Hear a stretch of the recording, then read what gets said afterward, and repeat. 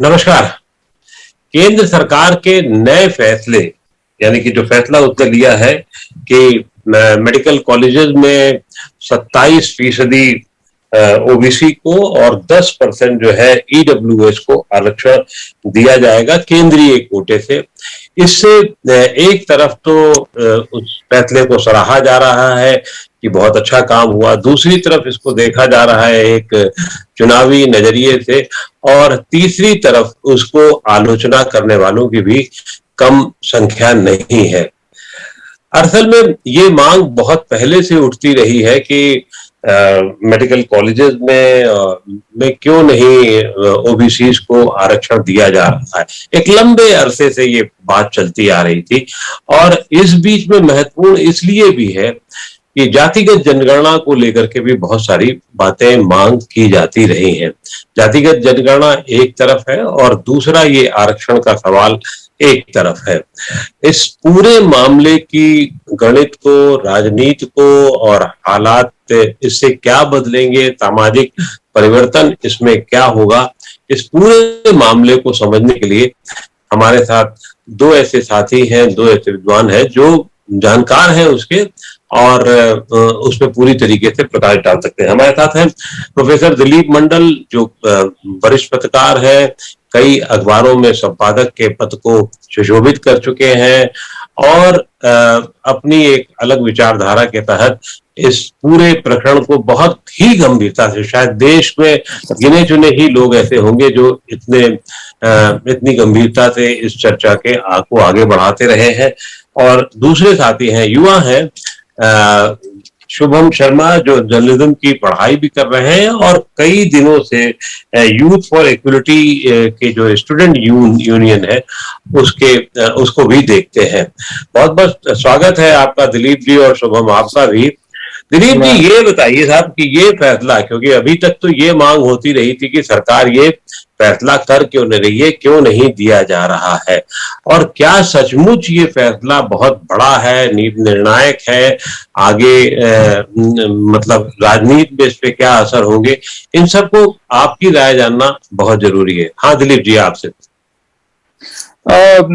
Sir, ये जो पूरा मामला है नीट के ऑल इंडिया कोटा में ओबीसी रिजर्वेशन का, ये जो विवाद है थोड़ा पुराना जरूर है, और पूरी हिस्ट्री बताने का शायद ये समय भी नहीं है, वो शायद बहुत लंबा एक आपको 47 से लेकर फिर 2007 फिर 2006, ये जो बहुत सारे बीच बीच में पड़ाव आए हैं जिसकी वजह से ये पूरा मामला है। मोटे तौर पर यह है कि राज्य सरकारों के मेडिकल कॉलेज से कुछ सीटें सेंट्रल पूल में ली जाती हैं, और वो फिर उससे सेंट्रल इंस्टीट्यूशंस भरा जाता है और राज्य को बाकी सीटें लौटा दी जाती हैं। क्योंकि राज्य सरकारें, भारत की सारी राज्य सरकारें लगभग एक या दो को छोड़कर ओबीसी रिजर्वेशन देती हैं, तो ओबीसी रिजर्वेशन वाली सीटें उठाकर जब आप सेंट्रल पूल में ले रहे हैं, तो जब आप स्टेट में लौटा रहे हैं तो बगैर ओबीसी रिजर्वेशन के क्यों लौटा रहे हैं, यही विवाद है। मतलब इतना सिंपल है, ये कोई बहुत जटिल नहीं है। सिंपल कि राज्यों की मेडिकल कॉलेज है, सेंट्रल के मेडिकल कॉलेज है, राज्यों के मेडिकल कॉलेज से आधी पीजी की सीटें, 15% एमबीबीएस की सीटें सेंट्रल पूल में ली जाती हैं, और सेंट्रल पूल से फिर वो राज्यों के मेडिकल कॉलेजेस को भरा जाता है, वो कोटा भरा जाता है। इसमें ओबीसी रिजर्वेशन का मामला था। ये ओबीसी रिजर्वेशन इसलिए वाजिब था क्योंकि 2006 में, जो अर्जुन सिंह के समय में आपको याद होगा कि जो ओबीसी रिजर्वेशन का फैसला हो गया था, कॉन्स्टिट्यूशन ऑलरेडी अमेंड हो गया था, तो ओबीसी रिजर्वेशन दरअसल उसी समय लागू हो जाना चाहिए था, और राज्यों की आप ओबीसी की सीटें उठा रहे हैं तो उनको ओबीसी के साथ आपको ले आना चाहिए। तो टेक्निकली ये फैसला कोर्ट में भी लगातार, जैसे मद्रास हाई कोर्ट और कई सारे फैसले लगातार इसके पक्ष में आए, न्यायपालिका लगातार कह रही थी कि देना चाहिए। बल्कि इस बार का फैसला तो इसलिए आया है कि 7 दिन पहले मद्रास हाई कोर्ट ने कहा कि हमने फैसला दिया, आप इसको इम्प्लीमेंट नहीं कर रहे हैं, हम आपका कंटेम्प्ट कर देंगे, तब ये फैसला आया है। मतलब एकदम इसकी एक छोटी सी हिस्ट्री है जहां पर ये फैसला सिचुएट हुआ है। अब ये इसका टेक्निकल पक्ष है, और इसका सामाजिक पक्ष है कि इस वजह से ओबीसी के 4000 डॉक्टर्स जो नहीं बन रहे थे, नियम कानून संविधान सब में प्रावधान रहने के बावजूद, वो अब बनने लगेंगे। तो एक तरह से भारतीय समाज के एक लोकतांत्रिकरण की प्रक्रिया है। भारत की आधी आबादी अगर शासन और प्रशासन और इंस्टीट्यूट्स और सब जगह पर अगर रिफ्लेक्ट नहीं कर रही है, वो राष्ट्र निर्माण में अगर हिस्सेदार नहीं है, तो फिर ये राष्ट्र नहीं बनेगा। राष्ट्र मतलब सिर्फ झंडा और जनगण मन भी, इवन जनगण मन बोलेंगे तो जन तो है उसमें ना, तो आधी आबादी से ज्यादा आबादी जिस ओबीसी की है, उसको अगर इन इंस्टीट्यूशंस में हिस्सा मिलता है और वो भी नेशन बिल्डिंग में हिस्सेदार बनते हैं, तो ये इंडियन नेशन के लिए, एक राष्ट्र के तौर पर ये राष्ट्र को मजबूत बनाता है, क्योंकि सबसे मिलकर ही राष्ट्र बनता है। तो इस वजह से अगर आप देखेंगे तो पॉलिटिकल क्लास में भारत की एक भी पॉलिटिकल पार्टी ऐसी नहीं है, मैंने सबके रिएक्शन देख लिए, जो इसका विरोध कर रही है। कोई भी पार्टी विरोध ही हो रहा है कि पहले क्यों नहीं हुआ, हो जाना चाहिए था, आप पॉलिटिकल कर रहे हैं, इस तरह के विरोध हैं। लेकिन कोई भी एक भी केंद्र स्तरीय या राज्य स्तरीय मान्यता प्राप्त पॉलिटिकल पार्टी ने अभी तक, देश में इतनी पार्टियां हैं, मतलब 300 के आसपास ठीक ठाक हैसियत वाली पार्टियां हैं, राष्ट्रीय पार्टियां इतनी सारी 6-7, किसी ने भी इसको क्रिटिकल व्यूज गेज नहीं लिया है। सामाजिक स्तर पर इसका विरोध है, तो वो तो समाज भारत का आप जानते हैं कितना फ्रेगमेंटेड और बंटा हुआ है, तो यहाँ पर आम सहमति किसी भी मुद्दे पर बना पाना एक मुश्किल है। मेरी शुरुआती टिप्पणी है ये। बिल्कुल ठीक है आपका, लेकिन इसको लागू करने में आप क्या मानते हैं, इतनी देर क्यों हुई? क्या किसी विशेष समय का इंतजार किया जा रहा था, या ये कि न्यायपालिका का दबाव ही काम आया, या कुछ और रणनीति सरकार की रही है? सर ये है कि संविधान में क्योंकि आर्टिकल 340 है और उसके जरिए पिछड़े वर्गों को अधिकार देने की बात है, तो कायदे से तो आप 1950-51 में इसको लागू हो जाना चाहिए था, जिसकी वजह से बाबा साहब अम्बेडकर जो इस्तीफा दे रहे हैं, तो उसमें 2 वजह बता रहे हैं कि हिंदू कोड बिल और पिछड़ों को जो अधिकार नहीं मिल रहा है, इसकी वजह से मैंने इस्तीफा दिया है अपने नेहरू मिनिस्ट्री से। तो एक तो आप वहां लागू हो जा सकता था, दूसरा जिस समय की मंडल कमीशन की रिपोर्ट लागू हो रही थी ओबीसी की, उस समय हो जाता, उस समय भी नहीं हुआ। 2007 में इसमें इस कोटे में एससी और एसटी का रिजर्वेशन लग गया, उस समय कर दिया जा सकता था। 2017 में जब मोदी जी नीट लागू कर रहे थे फुल फ्लेजेड, उस समय कर सकते थे। तो कोई ये प्रश्न पूछ सकता है कि 2021 ही क्यों, और 2021 में ठीक यूपी चुनाव से पहले क्यों? तो सर ये लोकतंत्र है, और लोकतंत्र में अगर पॉलिटिक्स नहीं होगी तो क्या होगा? मतलब जनता की इच्छा, जनता की जो आकांक्षाएं हैं, वो अगर राजनीति के जरिए रिफ्लेक्ट नहीं होंगी, तो ये बहुत अच्छा है कि सरकारें चुनाव से डरती हैं, चुनाव को ध्यान में रखकर फैसले लेती हैं। अगर चुनाव ना हो, आप कल्पना कीजिएगा अगले 20 साल में भारत में चुनाव हो रहे थे तो सरकारें कैसे काम कर रही होती, या 50 साल में चुनाव हो रहे तो सरकारें कैसे काम कर रही थी। तो जनता का एक प्रेशर है, सही बात है, और मुझे इसमें कोई ऐतराज नहीं है कि अगर बीजेपी ने पॉलिटिक्स की है। बीजेपी को बाकी तमाम पॉलिटिकल पार्टीज की तरह पॉलिटिक्स करने का न सिर्फ अधिकार है, बल्कि उसको करना चाहिए। तो अगर उसको लगता है कि इससे वो ओबीसी वोट गेन करेगी, तो उसको ऐसा सोचने का पूरा अधिकार है। इसमें कोई, जो एक हम कॉमन सेंस बोलते हैं ना कि बड़ा पॉलिटिक्स कर रहा है, तो ये परिवार के अंदर तो नहीं होना चाहिए, ऑफिस के अंदर भी शायद नहीं होना चाहिए, लेकिन लोकतंत्र में पॉलिटिक्स नहीं होगी तो क्या होगा? मतलब वहां हवन थोड़ी होगा, भजन थोड़ी होगा, वहां तो पॉलिटिक्स ही होगी।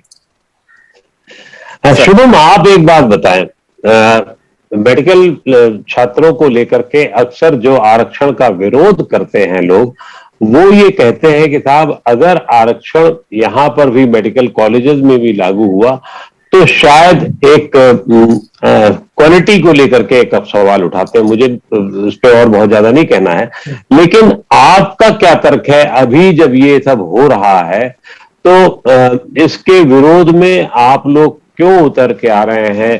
खासतौर से मैंने देखा है कि कई छात्र संगठन और कई और भी लोग जो है इसके विरोध में सामने आ रहे हैं। आपका क्या तर्क है? सर, पहले तो हमें ये समझना होगा कि जो ओबीसी रिजर्वेशन दिया गया है वो किस जगह पर दिया गया है। तो सुप्रीम कोर्ट ने 1986 में एक ऑल इंडिया कोटा बनाया था, जिसमें इन्होंने बोला था कि ये मेरिट के बेस में होगी और इसमें कोई भी रिजर्वेशन नहीं होगा। जो मेरिट के बेस में जो बच्चे आएंगे, जो भी अंक लाएंगे या जो जिनका मेरिट बनेगा, जो बच्चे आएंगे उनको ये 15% सीटें एमबीबीएस में और 50% जो है पीजी में मिलेंगी। लेकिन अब जो भी राजनीति कह लीजिए या कुछ भी कह लीजिए, उसी मेरिट को ये सब जो 15% की सिर्फ सीटें हैं, आप रिमेनिंग की बात नहीं कर रहे हो, सिर्फ 15% सीटों में आप फिर से रिजर्वेशन डाल रहे हैं, जो कि सुप्रीम कोर्ट ने 1986 में बोला था कि कुछ सीटें हम मेरिट के लिए रख रहे हैं।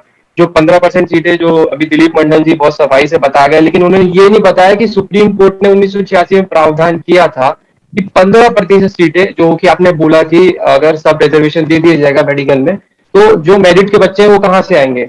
मैं तो 10% रिजर्वेशन का भी विरोध करता हूँ जो ईडब्ल्यूएस को दिया गया है। तो जो 15% का जो आपने फिक्स किया था 1986 में, उसको गवर्नमेंट क्यों तोड़ना चाहती है, मेरिट के पीछे क्यों पड़ी हुई है। हमको ओबीसी रिजर्वेशन से कोई दिक्कत नहीं है, लेकिन अगर सुप्रीम कोर्ट ये बोलता है कि 1986 में कि 15% सीटें हम मेरिट के लिए रखना चाहते हैं और उसमें कोई रिजर्वेशन लागू नहीं होगा, तो उसमें अब उस 15% में भी 27% उसका करके आप उसमें रिजर्वेशन बांट रहे हैं और फिर वोट पॉलिटिक्स कर रहे हैं, और मेरिट की एक तरह से जो बोलते हैं मर्डर ऑफ मेरिट, वो आप कर रहे हैं।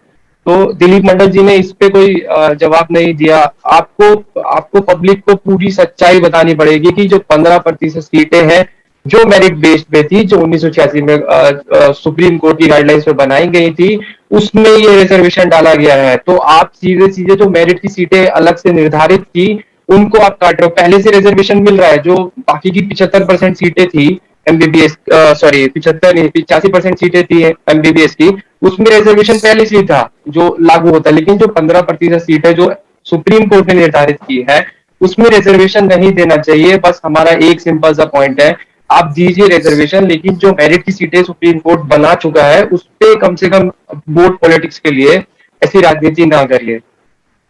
जी दिलीप जी, इन्होंने एक फ्रेज का इस्तेमाल किया कि मर्डर ऑफ मेरिट।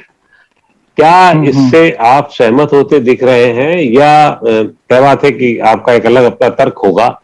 तो ये बहुत सामान्य सा तर्क पहले से चला आ रहा है, कोई पहली बार नहीं आ रहा है, लेकिन यहां पर ये 15% में भी देना और खासतौर से सुप्रीम कोर्ट के फैसले के तहत उसके विरोध में जाकर के देना, आपको क्या लगता है कि ये किस हद तक जायज है विरोध और किस तक नहीं जायज है? नहीं, शुभम भाई बिल्कुल ये तो सही कह रहे हैं कि 85% सीटों के अलावा जो 15% यूजी की और पीजी की 50% सीटें, जब 1986 का जो जजमेंट था, मेरे ख्याल से प्रदीप जैन जजमेंट है, जजमेंट को मैंने नहीं पढ़ा है, उस समय उसके पीछे जो तर्क था वो ये था कि जो डोमिसाइल न्यूट्रल हो, कि एक राज्य का विद्यार्थी दूसरे राज्य में भी जाए, वरना ये एक घिटों की तरह हो जाएगा कि एक राज्य के ही विद्यार्थी वहां पढ़ रहे होंगे। तो ये एक ऑल इंडिया एग्जाम होगा, ऑल इंडिया पीएमटी, आपको याद होगा हम लोग के जमाने में जो होता था, ऑल इंडिया पीएमटी के जरिए उसको भरा जाएगा। और ये जरूर है कि उस फैसले में एससी एसटी ओबीसी रिजर्वेशन का प्रावधान उस समय नहीं था, लेकिन जिस सुप्रीम कोर्ट को इतना सुप्रीम मान रहे हैं शुभम, और वो है भी, इसी सुप्रीम कोर्ट ने 2007 में बालाकृष्णन जजमेंट में, जो अभयनाथ जजमेंट है, बालाकृष्णन उसमें जज थे और पूरी बेंच थी, बड़ी बेंच थी, उन्होंने ये फैसला दिया कि इसमें एससी एसटी को रिजर्वेशन देना चाहिए। और अभी भी इस समय भी जो लागू हुआ है, ये सुप्रीम कोर्ट का ही ऑर्डर है कि ये जो ओबीसी रिजर्वेशन है, इसमें जो तमिलनाडु हाईकोर्ट इसमें एजुकेट करे और इसके हिसाब से जो फैसला होगा वो मान्य होगा। और ये सुप्रीम कोर्ट के उस फैसले के तहत जो मद्रास हाईकोर्ट का फैसला है, चेन्नई हाईकोर्ट जिसको बोलते हैं, उसी के तहत ये लागू हो रहा है। तो सुप्रीम कोर्ट का एक एक्स फैसला मुझे पसंद है और वाई फैसला मुझे पसंद नहीं है, ऐसा नहीं होता है, बल्कि कोर्ट के प्रोसीडिंग्स में जो भी बाद का फैसला होता है पीछे के फैसले को सुपरसीड कर जाता है। अगर बाद का फैसला हुआ कि एक आदमी ने मर्डर किया, मान लिया कि मर्डर हुआ है, इसके बाद अगर उसके बाद हायर कोर्ट ने या उसके बाद उसी कोर्ट ने रिव्यू में सुप्रीम कोर्ट का ऑर्डर आ गया था इस पे कि आपको 27% रिजर्वेशन देना चाहिए, क्या ऐसा जजमेंट आया था? नहीं, सुप्रीम कोर्ट का देखिए 27% का जो रिजर्वेशन है, ये इसके लिए कॉन्स्टिट्यूशन अमेंड हुआ था, जो और भारत के बोल रहे हैं कि एक मेरे ख्याल से इनकी बात हो जाए, फिर उसके बाद आप अपनी बात करें। नहीं सुन भाई, मैं ये कह रहा हूं कि 86 का जो जजमेंट है उसमें एससी एसटी का रिजर्वेशन, ओबीसी का रिजर्वेशन नहीं था, ठीक, यही आप कह रहे हैं ना? ठीक है, हाँ। उसको पूरे तौर पर एक न्यूट्रल मेरिट के बेसिस पर चुनने की बात थी। इसके अलावा राज्यों में भी 50% सीटें मेरिट पे ही चुनी जा रही थी, जो बाकी की सीटें हैं वो भी ऑब्वियसली आ रही थी उसी तरह से। तो मेरिट की सीटें थी, मतलब जिसको मेरिट बोलते हैं, उस पर हम बात कर सकते हैं, कितना मेरिट है, कितना वो, क्या क्या चीजें जुड़ जाती हैं, तो उसको छोड़ देते हैं फिलहाल, सिर्फ आपकी बात तो रखते हैं कि 86 का जजमेंट में एससी एसटी ओबीसी का रिजर्वेशन नहीं था, फाइन। लेकिन 2007 के जजमेंट में एससी एसटी का रिजर्वेशन लग गया, बालाकृष्णन जजमेंट में, अभयनाथ जजमेंट में लागू हो गया। इसके बाद जब तमिलनाडु की सरकार ने केस किया कि हम अपने यहाँ ओबीसी रिजर्वेशन लागू करना चाहते हैं, तो मद्रास हाईकोर्ट का जजमेंट आया, यस यू आर फाइन, आप लागू कीजिए। इसके बाद ये मामला जब सुप्रीम कोर्ट में आया, तो सुप्रीम कोर्ट ने कहा कि इस मामले में राज्य सरकार का फैसला, राज्य हाईकोर्ट का फैसला अंतिम होगा, इसीलिए ये मामला फिर हाईकोर्ट में गया। अभी तक मैं टेक्निकली बात कर रहा हूं, इसमें कोई ऐसी चीज नहीं है जिसको कि मैं अभी भी आपको किसी भी बड़े अखबार या चैनल की रिपोर्ट में ये सारा कुछ आपको मिल जाएगा। सुप्रीम कोर्ट की कार्रवाई में अभी तक, मतलब मैं ओपिनियन नहीं दे रहा हूं, अभी तक एक एक मत फैक्ट रख रहा हूं, मतलब एक एक इसमें से अभी तक मेरी आपकी ओपिनियन इन फैक्ट इतने दूर तक अलग नहीं हो सकती है, क्योंकि ये मैं जो हुआ है वो बता रहा हूं, जो आप भी जानते हैं, मैं जानता हूं, और जो इस कार्यक्रम को होस्ट करें वो भी जानते हैं। इसके बाद ये मामला जब मद्रास हाईकोर्ट में वापस गया तो मद्रास हाईकोर्ट ने कहा कि आपको इस बार लागू करना है, आप इसके लिए कमेटी बनाइए, director general health services, medical council, dental council की 4 सदस्यीय कमेटी, वो कमेटी बनाई गई और उसमें केंद्र सरकार, उसमें director general of health services चूंकि केंद्र सरकार का है तो उसकी राय भी थी, उन्होंने कहा कि हाँ ओबीसी रिजर्वेशन देना चाहिए। उसके बाद ये फैसला जब लागू नहीं हुआ तो मद्रास हाईकोर्ट में कंटेम्प्ट हुआ कि भाई ये फैसला लागू नहीं हो रहा है, उसमें तमिलनाडु सरकार गई, उसी की वजह से ये लागू हुआ है। तो हम ये नहीं कह सकते हैं कि हम 1986 वाला मान लेंगे, 2007 वाला मान लेंगे और 2020 वाला नहीं मानेंगे। जो भी बाद का फैसला है वो पीछे के फैसले के ऊपर होता है, आप जानते हैं, मतलब ये कॉमन सेंस, यही कोई मतलब मैं इसको एलएलबी नहीं पढ़ने की इसके लिए जरूरत है कि बाद में फैसला आ गया, फैसला रिव्यू हो गया तो जो बाद का फैसला है वो स्टैंड कर रहा है, पीछे का फैसला निरस्त हो गया।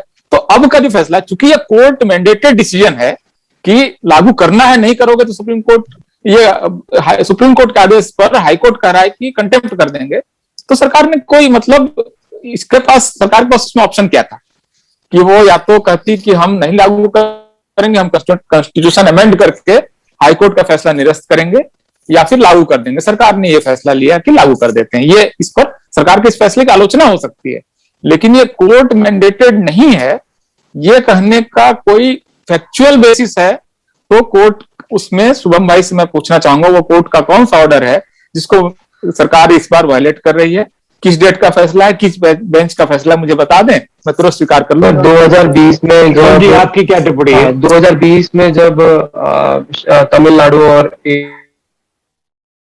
जो मैंने अभी पढ़ा था जजमेंट, उसमें जब सुप्रीम कोर्ट के पास वो गए थे, सुप्रीम कोर्ट ने याचिका सुनने से इनकार कर दिया था, रिजेक्ट कर दी थी, ठीक है, यही हाँ कि हाई कोर्ट ने रिजेक्ट कर दिया था।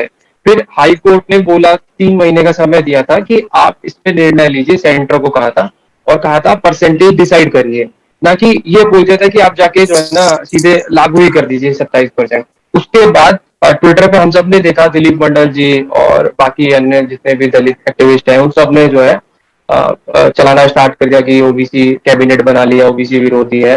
तो उसके बाद दबाव में आके जो भी सांसद थे उन्होंने जाके उनको पत्र सौंपा, उसके बाद मोदी जी ने वोट पॉलिटिक्स के लिए 27% रिजर्वेशन लागू कर दिया। उसमें ना अभी तक कोई मद्रास हाईकोर्ट का एज यूजुअल कोई ऑर्डर भी नहीं आया है कि हाँ आपको 27, उन्होंने बोला 3 महीने का हम आपको समय दे रहे हैं, आप हमको सौंपिए। लेकिन उसी बीच में, क्योंकि अभी ये नीट का एग्जाम होना था और ये कोटा वोटा सबको चाहिए था, तो उसी बीच में दिलीप मंडल जी और ये सब लोगों ने जो शुरू कर दिया कि इतना बड़ा श्रेय मुझे मत दीजिए कि सरकार हम लोग के कहने पर कोई फैसला कर लेती है, बहुत हम लोग छोटे लोग हैं, मामूली लोग हैं। नहीं, सरकार वोट पॉलिटिक्स के लिए करती है, इसी कहने पे नहीं। और ये वोट पॉलिटिक्स ही तो होगी ना लोकतंत्र में, क्या होगी, मतलब पैसे की पॉलिटिक्स होगी या मतलब, तो वही हमारा वही कहना है, जो 15% एटलीस्ट था जो मेरिट के लिए बचा हुआ था ऑल इंडिया कोटा में 1986 में, जिसको सुप्रीम कोर्ट ने बनाया ही इसलिए था, नहीं तो बनाता ही नहीं। उसमें भी अगर आप 27, अगर उसमें भी आप रिजर्वेशन डाल रहे हैं और जो 15% सुप्रीम कोर्ट ने डाला ना सर, वो तो SC/ST का डाला, वो मानता हूँ मैं, वाला जो आपने केस हमको बता, वो क्यों मान लेते हैं, अभी भी नहीं, वो क्यों मान लेते हैं, 2007 वाला क्यों मान लेते हैं SC/ST को? तो फिर आप ये बताइए कि क्या सुप्रीम कोर्ट ने बोला OBC reservation all India quota में लगाने के लिए? उन्होंने तो याचिका रिजेक्ट कर दी। उन्होंने कहा कि मद्रास हाईकोर्ट इस बारे में फैसला करे, मद्रास हाईकोर्ट ने फैसला कर दिया।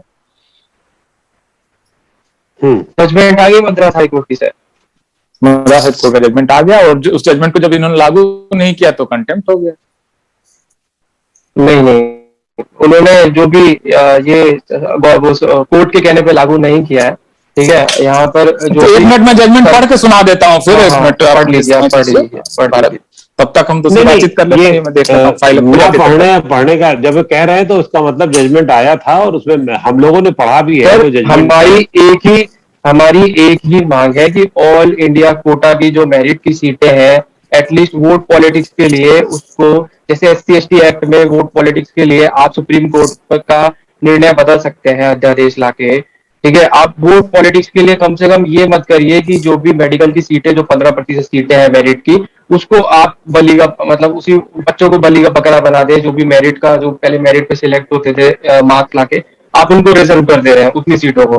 तो शुभम भाई, शुभम भाई, 1500 शुभम भाई, ओबीसी की सीटें यूजी में रिजर्व हो गई हैं और 2500 ओबीसी की सीटें पीजी में रिजर्व हो। सोचिए आप, इतना बड़ा पूल जिसमें शुभम भाई, ये सीटें पाकिस्तान को नहीं जा रही हैं, अपने ही देश के लोगों को जा रही हैं। अपने ही लोग को जा रही है, तो मेरिट में भी तो अपने ही लोग जा सकते हैं ना। मेरिट में आपके अपने लोग हैं, उनको आप प्यार करते हैं।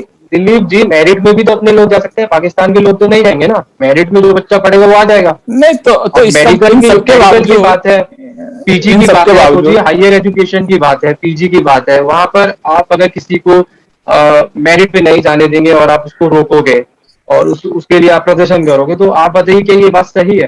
क्योंकि ऐसा तो है नहीं कि बाकी सीटों पे रिजर्वेशन लागू नहीं था, बाकी पे तो था। यही बस 15% का था, उसको भी आपने वोट पॉलिटिक्स के लिए, या आपने खुद ट्विटर में, आपको वॉच करता रहता हूँ, आपने खुद इतना प्रेशर बनाया लोगों से, रिक्वेस्ट की कि कुछ नहीं है इसमें, हमारी कोई सर, आपने कल ट्वीट किया है कि हमारे दबाव के चलते ओबीसी रिजर्वेशन लागू करवा, हमारी है सर आपने कल ट्वीट किया है। छोटे लोग, सर आपने कल ट्वीट किया है सर, उसके लिए मैं दिखा भी सकता हूँ, किया है तो मैं अभी आपको ट्विटर आपको खोल के दिखा सकता हूँ। मैं मेरे डिलीट कर दूंगा। ये तकनीकी बहस है तो बहस है कि क्या किया है, क्या नहीं सर, किया बस है। इतना छोटा सा पॉइंट है कि आप अगर हायर एजुकेशन पीजी में भी, क्योंकि वो भी, हम भी कोई पाकिस्तान के लोग नहीं है ना, या और बच्चे जो मेरिट पे आते हैं, उसमें कोई भी वर्ग का बच्चा आ सकता है, ये किसी एक के लिए रिजर्व नहीं है।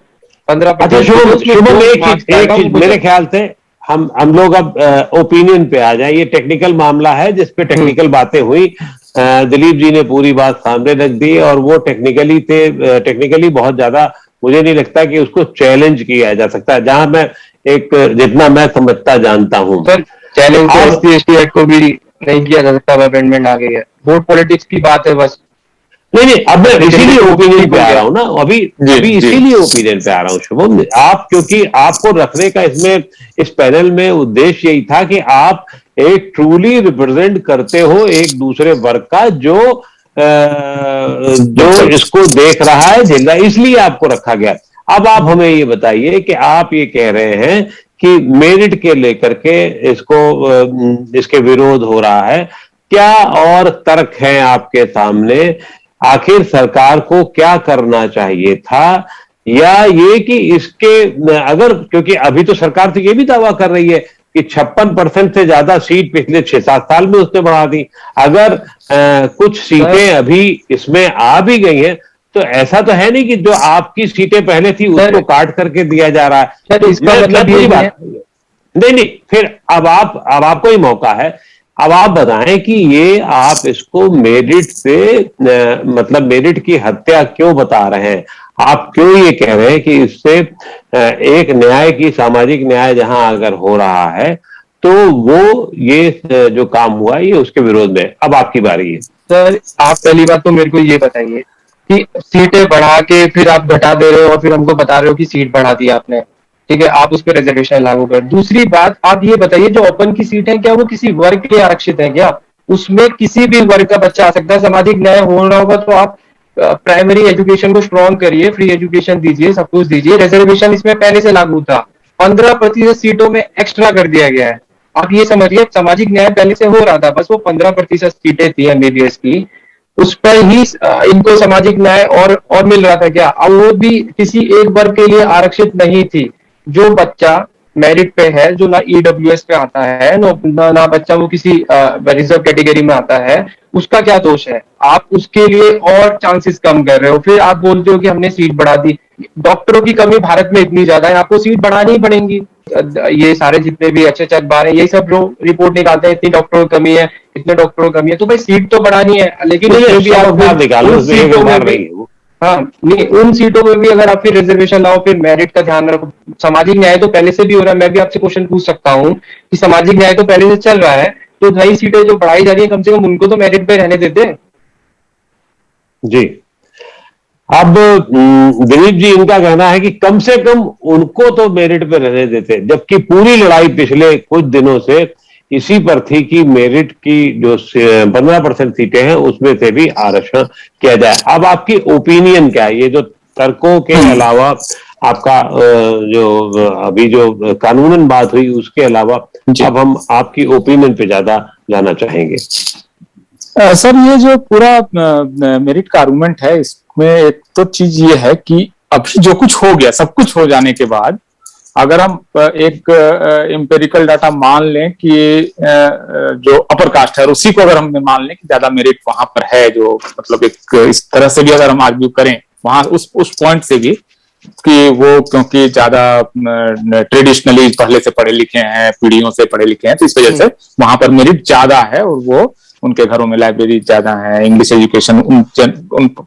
समुदायों में पहले शुरू हो गया, उनको ज्यादा मौके मिले, ब्रिटिशर्स के पास रहे तो ब्यूरोक्रेसी में उनकी एंट्री पहले होगी, तो वो उनको ज्यादा मेरिट है। अगर ये भी आर्गुमेंट है तो उनके लिए इसमें मेडिकल की कितनी सीटें बच गई जहां वो अपने मेरिट का प्रदर्शन कर सकते हैं। तो ईडब्ल्यूएस का जो आरक्षण है वो ईडब्ल्यूएस का कॉन्स्टिट्यूशन अमेंडमेंट अगर देखें तो उसमें एससी और एसटी और ओबीसी के लोग का ईडब्ल्यूएस सर्टिफिकेट नहीं बन सकता है। तो 10% तो पूरा को पूरा प्योर, जो आप अगर मेरिटोरियस क्लास उसको मान भी लें कि वो मेरिट उस क्लास के पास ज्यादा मेरिट है, तो उसके लिए 10% तो एकदम वहां कोई और किसी और की एंट्री नहीं हो सकती। मुस्लिम या ईसाइयों के भी सिर्फ अपर कास्ट के लोग जो ओबीसी में नहीं है या एससी एसटी में नहीं, वही वहां पर है। तो एक तो 10% वहां हो गया, तो 15% भी अगर उनकी आबादी मान लें आप मेरिटोरियस क्लासेस की, तो 10% पर तो प्योर मेरिट है। इसके बाद 40% और बच जाती है जहां आप मेरिट का प्रदर्शन करके उन पूरी 40% को ले सकते हैं। तो मतलब कितना मेरिट है, मतलब कि 50% के अंदर में भी नहीं समा रहा है। मतलब आप कितना कितना फट पड़ रहा है मेरिट, और इतना मेरिट है तो भारत में मतलब बरसात हो जानी चाहिए थी, मतलब नोबेल प्राइज और मतलब तमाम फलाना ढिमकाना, यहाँ पर सारे दवाओं के पेटेंट बनने चाहिए थे। ये जो मोबाइल फोन में इस्तेमाल कर रहा हूं ये एप्पल क्यों बना रहा है, ये फेसबुक अमेरिका कंपनी क्यों बना रही है, ये बल्ब वहां क्यों बन रहा है, मतलब सब कुछ, मतलब ये मेरिट फिर इतना विस्फोट अगर मेरिट का है कि 50% सीटों के अंदर में भी 15% का मेरिट मतलब उसको जज्ब नहीं कर पा रहा है, तो इतना मेरिट ये देश करे क्या, इतने मेरिट का मतलब कितना मेरिट चाहिए। अच्छा, नॉन मेरिट एक आखिरी आर्गुमेंट सर, एक आखिरी आर्गुमेंट, भारत के जिस इंस्टीट्यूशंस में मेरिट नहीं, मतलब रिजर्वेशन नहीं है, क्या वो बहुत शानदार परफॉर्म कर रहे हैं। जैसे 11 केंद्र सरकार के वो संस्थान है जिसमें कहा गया है कि ये नेशनल इंपॉर्टेंस के यहाँ रिजर्वेशन नहीं होगा। उन्होंने क्या आज तक एक भी ढंग का पेटेंट बनाया क्या? जैसे चार्टर्ड अकाउंटेंट्स रिजर्वेशन नहीं है, क्या वो बहुत शानदार परफॉर्म कर रहे हैं? क्या बॉलीवुड के फिल्मों ने ऑस्कर की बौछार कर दी है? क्या कॉर्पोरेट वर्ल्ड दुनिया के बेस्ट कॉर्पोरेट्स बना रहा है? तो जहां रिजर्वेशन नहीं है उनकी क्या डिलीवरी है, नहीं है ना रिजर्वेशन इन जगहों पर। तो ये कोई मतलब आर्गुमेंट नहीं, जब तक कि देश का हर टैलेंट पूल बड़ा हो, हर जगह से टैलेंट आए, धीरे धीरे वो सब हर क्लास से मेरिट आए ना। मैं जवाब दे सकता हूँ? सॉरी, हाँ मैंने ज्यादा समय ले लिया, बताएं। नहीं, आप मुझे समय का तो मतलब मैं खुद ही फ्री बैठा हूँ, लेकिन आप बताइए शुभम, लेकिन इसके बारे में एक चीज और जोड़ देता हूँ। नहीं सर ने जो बोला कि मेरिट फूट पड़नी थी, नहीं सर ने बोला कि मेरिट फूट के आनी चाहिए थी। तो आप जो भी ये बोल रहे हैं, जब आप किसी को अपॉर्चुनिटीज नहीं देंगे तो या तो वो क्या करेगा, भारत छोड़ के चले जाएगा। अब भारत छोड़ के जो गया है सुंदर पिचाई, आज के टाइम पे वो पूरा गूगल का आप सबको पता, वो देख रहे हैं, जीमेल उन्होंने बनाया, गूगल मैप, बाकी जितनी भी चीजें अपॉर्चुनिटीज नहीं मतलब उसके पीछे नहीं वही है ना, वो रिजर्वेशन नहीं होता तो भी जाते, नहीं रिजर्वेशन नहीं होता भारत में तो क्या भारत में सुनिए, आपके पास क्या कोई डेटा है कि अगर रिजर्वेशन नहीं होता तो भारत में नहीं होते? नहीं, आपने ओपिनियन की बात है, देखिए ये ओपिनियन रखने की बात है, आपने अपना ओपिनियन रखा, मैं भी रख रहा हूँ। ऐसे ही जो है, ठीक है, सत्य नडेला, आप जितनी बड़ी कंपनीज हैं उन सब में आप देख लीजिए, सारे एनआरआईज है और सारे ही सो कॉल्ड मेरिट क्लास के हैं। और ये जो 15% की जो ये बात कर रहे हैं ईडब्ल्यूएस में 10% में, पहले तो ईडब्ल्यूएस को मैं खुद एक लॉलीपॉप बोलता हूँ, क्योंकि ना उसमें कोई उम्र की छूट है, ना उसमें कुछ ऐसा है कि जैसे एससी एसटीज को फीस में छूट मिलती है वो है, और उसमें जितना भी 35% जो फॉरवर्ड क्लास है जिसको ये 15% बता रहे हैं, वो सारा उसमें सम्मिलित होता है उस 10% में। तो ये जो 15% बता रहे हैं कि ये मुझे नहीं पता कहाँ से डेटा लेके आए हैं दिलीप जी, ये बहुत 35% फॉरवर्ड क्लास है, उसमें मुस्लिम भी हमने उसमें मुस्लिम कैसे ये आंकड़ा कहां से आ रहा है? भी है। जाति जनगणना का आप समर्थन करते हैं? जाति जनगणना का मेरे ख्याल से क्योंकि बात जो है बहुत आगे अभी परे ले जा रही है, डिबेट के परे ले जा रहे हैं, इनका काम यही है हमेशा। ट्विटर पे भी ऐसे ही करते हैं, और यहाँ पर मतलब इनका दूसरा चेहरा दिखता है, ट्विटर पे आप जाके देखेंगे तो दूसरा चेहरा दिखेगा। तो जो भी ये मेरिट की बात करेंगे, मेरिट फूट फूट के जाता है, तो हम देख सकते हैं फूट फूट के कहाँ तक मेरिट गया हुआ है। तो ये बात तो जो मेरिट का जो मजाक उड़ा रहे हैं, इनको ये तो नहीं व्यक्तिगत बात नहीं शुभम, व्यक्तिगत बात नहीं, कोई बात ये ठीक है। अभी भी दिलीप जी ने भी जो कहा था कि जैसे उन्होंने बल्कि ट्वीट भी किया था, कल शायद किया था उन्होंने, कि जहां मेरिट नहीं, जहां आरक्षण नहीं है वहां के क्षेत्रों को लेकर के क्या स्थिति, जो इन्होंने अभी अपने बात में बात कर रखी। लेकिन एक सवाल दिलीप जी आपने अभी कुछ घंटे पहले भी ट्वीट किया था, जो उस पर सवाल उठाए थे कि तमिलनाडु में 10% ईडब्ल्यूएस कोटा को लेकर के जो हुआ है, उस पर सवाल उठाए थे कि उसका कोई लॉजिक नहीं समझ रहे हैं आपकी, क्यों ऐसा किया गया। उसी तरीके से मेरे ख्याल से एक और बात की गई थी तमिलनाडु में ही, जो 27% के इसके कोटे को लेकर के, इसमें आपका क्या कहना है कि वहां ये नहीं होना चाहिए?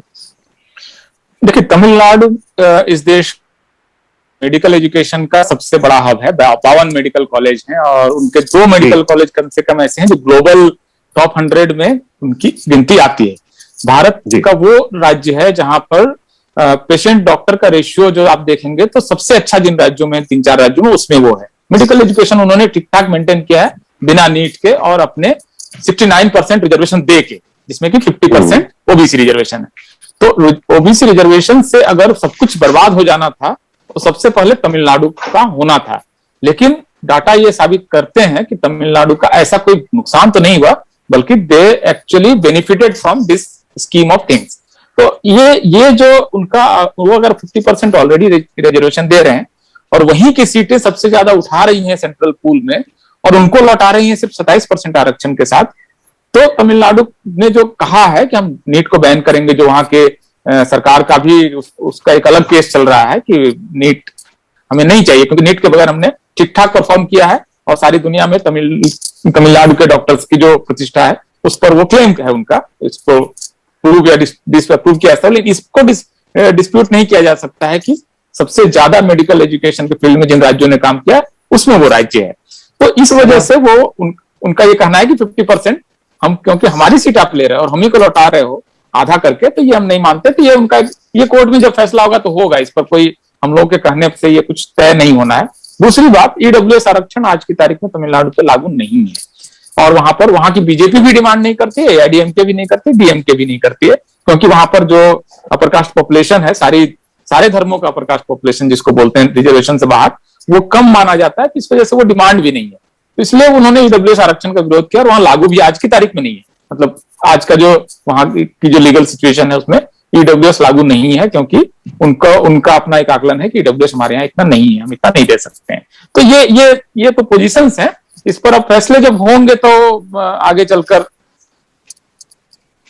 जी, तो ये जो फैसले होंगे तो इनके फैसले को हम लोग देखेंगे, कोर्ट कैसे इस पर रिस्पॉन्ड करता है, सरकार कैसे करती है, क्योंकि ये ऑनगोइंग डिबेट है, अभी इस पर कोई फैसला नहीं हुआ है। मेरी अपनी ओपिनियन है, लेकिन वो बहुत महत्वपूर्ण नहीं है। शुभम, आपका क्या मानना है इसमें? संक्षेप में टिप्पणी इसकी चाहेंगे, इसको लेकर के आपको। मेरा ओबीसी रिजर्वेशन पर अगर आप मत चाहेंगे तो मैं तो यही बोलूंगा, जो 15% जो भी ऑल इंडिया कोटा की सीट थी उन पे एटलीस्ट ये सब लागू नहीं करना चाहिए था। और दूसरा, तमिलनाडु में 10% अगर ईडब्ल्यूएस अगर आप दूसरे राज्य में देते हैं और एक राज्य में मना कर देते हैं, तो अगर ईडब्ल्यूएस देना है तो सबको दीजिए, नहीं देना तो आप सब जगह से स्क्रैप कर लीजिए ईडब्ल्यूएस रिजर्वेशन। तो दिलीप मंडल जी जैसे फेवर कर रहे हैं कि तमिलनाडु में, उनके बातों से लग रहा है कि वो भी नहीं चाहते हैं कि तमिलनाडु में लागू हो। तो इनको अगर सामाजिक न्याय देना है तो सबकी बात कर दीजिए, चाहे वो ईडब्ल्यूएस हो, चाहे वो ओबीसी हो, चाहे वो कोई भी किसी भी वर्ग से आने वाला व्यक्ति हो। क्या दिलीप जी लगता है कि इस फैसले के आने के बाद जातिगत मतगणना की जो बात की जा रही है उस पर जोर पड़ेगा, दबाव आएगा सरकार पे, या अब वो बात अलग है, ये बात अलग है? नहीं, ये दबाव इसलिए आएगा सर, क्योंकि देखिए जैसे अभी हम 2 लोग बैठे हैं यहाँ पर पैनल में, आपने बैठाया है, और दोनों लोगों की 2 अलग राय आ रही है कि अपर कास्ट इतना है और इतना है। तो कोई भी पॉलिसी को अगर सुसंगत ढंग से बनाना है, साइंटिफिक तरीके से बनाना है, तो बगैर डाटा के नहीं बनाया जा सकता है। तो ये डाटा अगर होता आज की तारीख में तो बहुत साफ साफ केंद्र सरकार कह सकती थी कि भाई देखिए ओबीसी जो है वो 52% है, उनको हमने 27% भी आधा दिया है। उसी तरह से जो अपर कास्ट है वो 40% है, हम उनको 20% देंगे। तो ये कितना, इस पर फिर कितना झगड़ा कम होने के चांसेस कितने कम हो जाते, मतलब ये डिस्प्यूट्स नहीं होते अगर डाटा होता, तो डाटा बेस्ड होता। जैसे जाट आरक्षण मांगते हैं तो क्या होता है, लाठी गोली चलती है और फाइनली पुलिस फायरिंग करके लोग मर जाते हैं। आपके पास ये डाटा होता कि जाट जो है वो इतनी संख्या है, उनकी सरकारी नौकरियों में इतनी ही हिस्सेदारी है, शिक्षा की उनकी स्थिति ये है, सामाजिक स्थिति है, उनको देना है कि नहीं देना है। आज की तारीख में ये सारे झगड़े जो हैं वो लठ के जोर पे और पुलिस की गोली से ये तय हो रहे हैं। तो डाटा होता तो ये सवाल ज्यादा साइंटिफिक तरीके से उनको भी आप आर्ग्यू करते कि भाई मराठा को आरक्षण कैसे दे सकते हैं, आप ऑलरेडी ओवर रिप्रेजेंटेड हो, आपको नहीं दे सकते। लेकिन सरकार आज ये नहीं कह रही है। फिर तो ये सवाल उठेगा ही ना कि अगर हर एक को जाति के हिसाब से ही हर जगह आरक्षण मिलना है, तो ये जो मेरिट का सवाल शुभम उठा रहे हैं वो कहां तक उसको आप नकार सकते हैं फिर? नहीं, मेरिट देखिए, मेरिट जो है वो हमको ये बेसिकली एक बेसिक आर्गुमेंट को मानना पड़ेगा कि मेरिट जो है वो कहीं भी हो सकता है, किसी भी समुदाय में हो सकता है।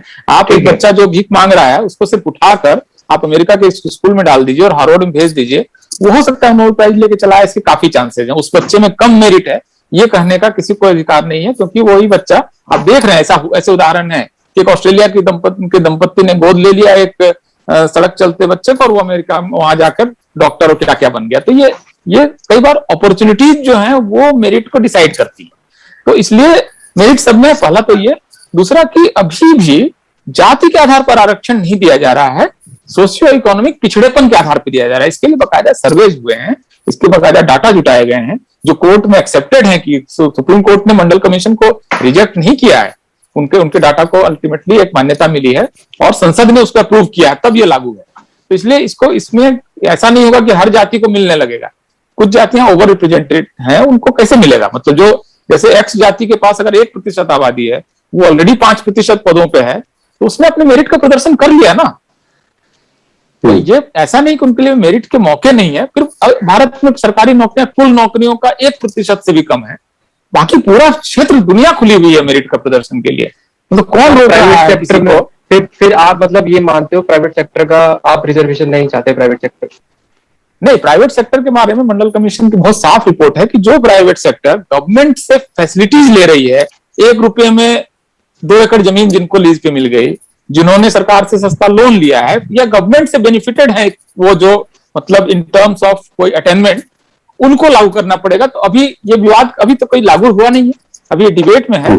मेरी पोजीशन वही है जो मंडल कमीशन की पोजीशन है कि जो गवर्नमेंट से जिन्होंने गवर्नमेंट लिया है, मुझे नहीं गवर्नमेंट अगर शुभम, तो मुझे लगता है कि ये एक ऐसी अंतहीन बहस है जिसपे निश्चित रूप से कुछ एक पक्ष होंगे, कुछ उसका विरोध करने वाले होंगे। लेकिन अभी जब जातिगत जनगणना की बातचीत चल रही है और उस पर काफी राजनीतिक उफान बचा हुआ है, बिहार विधानसभा में तो बाकायदा इस पर प्रस्ताव पारित कर दिया गया।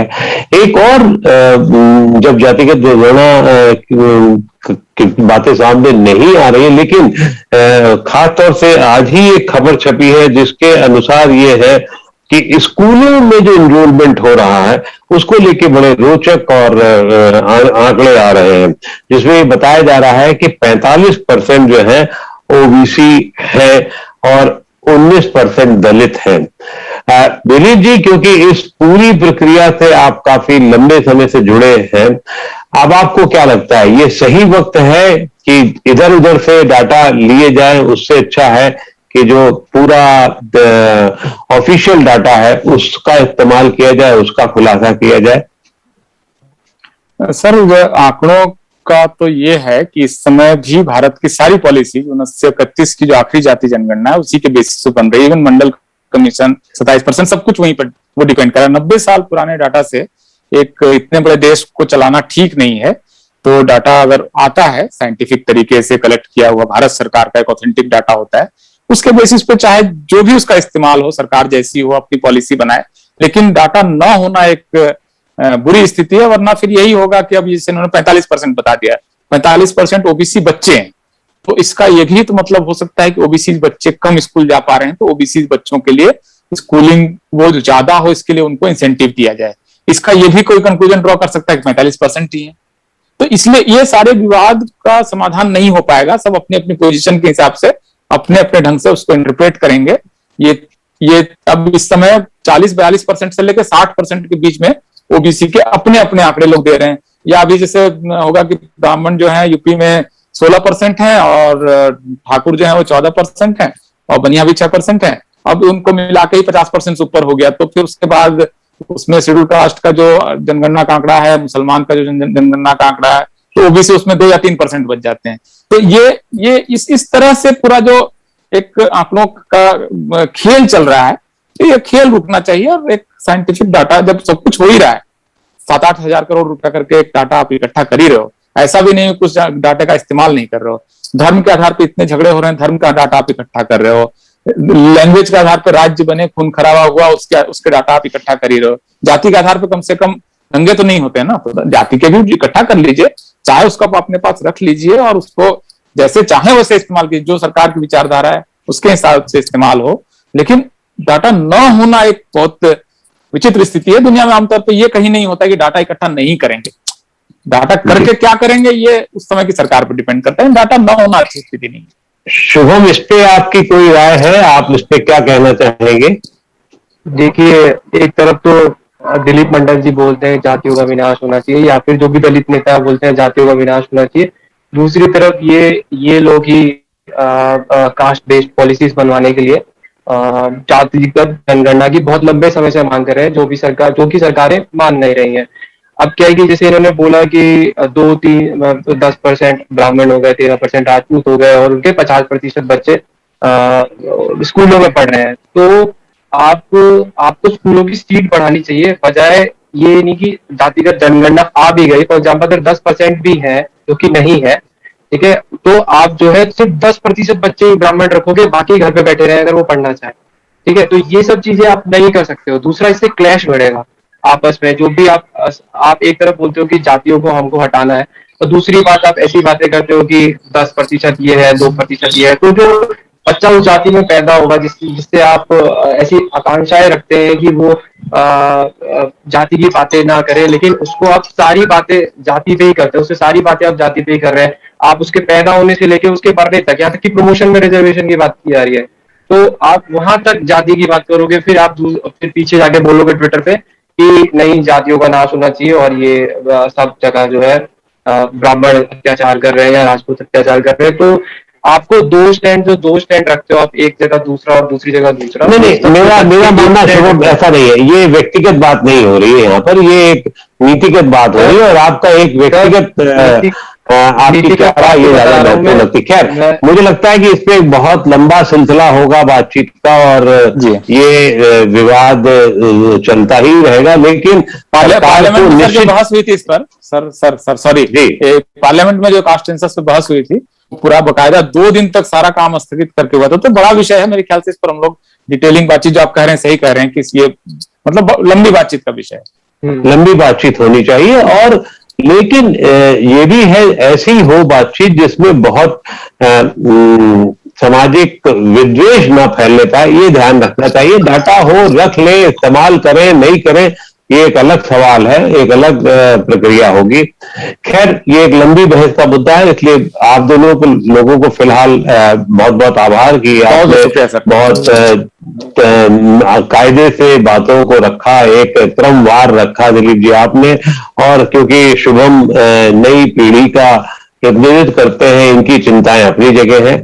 बहुत बहुत आभार दिलीप जी और शुभम आपका। शुक्रिया।